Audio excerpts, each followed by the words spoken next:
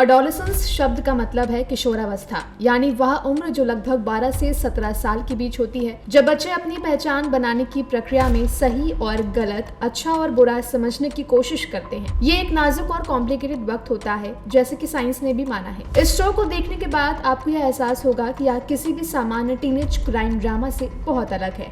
ये इतना प्रभावशाली है कि एक बार इसे देख लो तो आप इसे कई सालों तक अपने दिमाग से नहीं निकाल पाएंगे।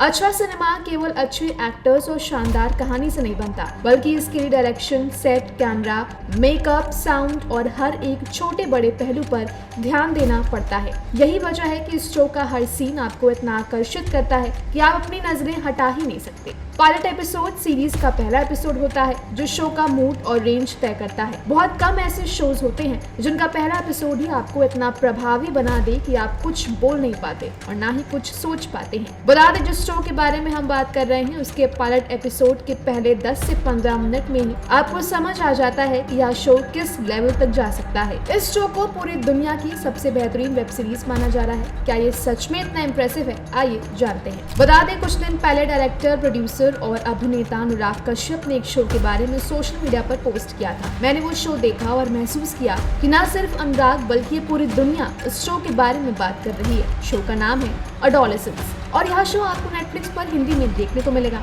एक अच्छा सिनेमा बनने के लिए बहुत कुछ चाहिए और एडोलेसेंस का पायलट एपिसोड इतना प्रभावशाली है कि आप 4 से 5 घंटे तक इस शो से अपनी नजरें हटा नहीं पाएंगे।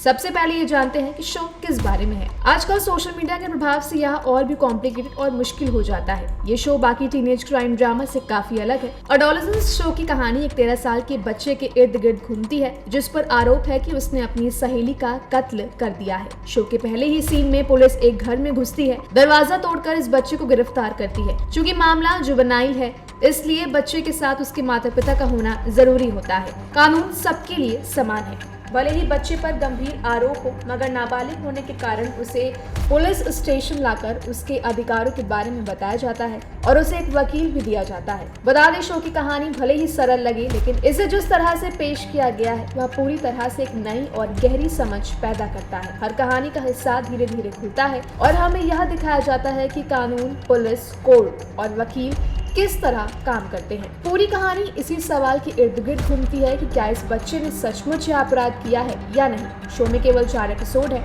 और ये सभी 1 से 1.5 घंटे के बीच के हैं। अब आप सोच रहे होंगे कि इस शो की सबसे खास बात क्या है।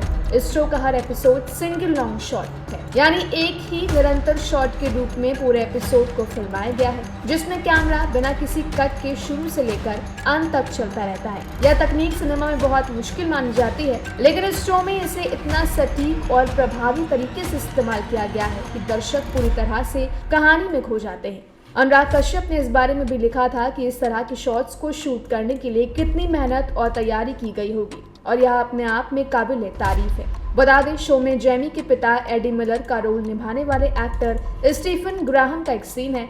स्टीफन द आयरिशमैन और वेनम जैसे कमाल के प्रोजेक्ट्स का हिस्सा रहे हैं। वो एक उम्दा कलाकार है और ये बात पूरे शो में दिखाई देती है। शो के आखिरी एपिसोड में एडी अपनी पत्नी से कहते हैं कि आखिर कोई माँ बाप ये 24 घंटे कैसे देख सकते हैं कि उनका बच्चा अपने कमरे में दरवाजा बंद करके क्या देख रहा है, या फिर आज की जनरेशन में बच्चे इंस्टाग्राम पर किस तरह के स्लैंग्स का यूज कर रहे हैं, ये और उनका क्या मतलब है। आखिर कैसे किसी पिता को पता लगेगा कि वो एक अच्छे पिता हैं भी या नहीं। ये और उनका ब्रेक डाउन सीन आपको अंदर से इतना खाली कर देगा कि आप बस बिलक कर रह जाएंगे, लेकिन कुछ नहीं कर पाएंगे। बता दें, IMDb पर 8.5 की बेहतरीन रेटिंग मिली है इस शो को। अगर आप कुछ ऐसा देखना चाहते हैं जो आपको गहरे असर में डाल दे और लंबे समय तक आपके दिमाग में बना रहे, तो इस शो को एक बार जरूर देखें।